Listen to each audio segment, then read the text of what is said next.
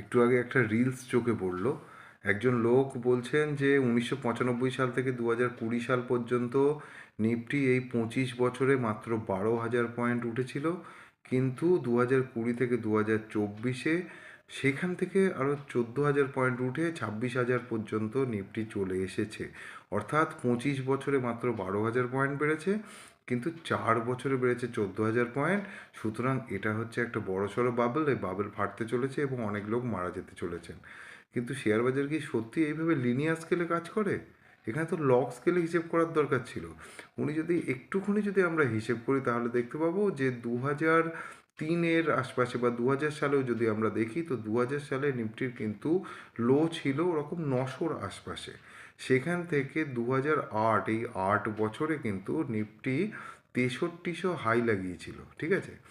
তো 6300 পর্যন্ত গিয়েছিল 900-র নিফটি, অর্থাৎ 600% গেন হয়েছিল।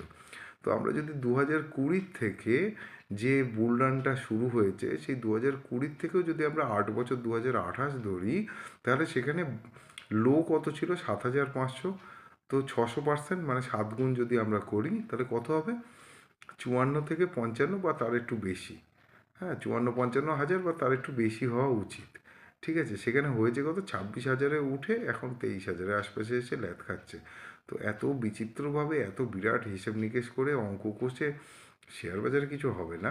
এগুলো খাতা কলমে অঙ্ক কষতে ভালো লাগে। শেয়ার বাজার কিন্তু লিনিয়ার স্কেলে কাজ করে না, লগ স্কেলে কাজ করে। এখন দেখা যাক আগে আগে কী হয়। বাজারের সঙ্গে সঙ্গে টিকে থাকতে হবে, পিছে টিকে থাকলেই রান হবে।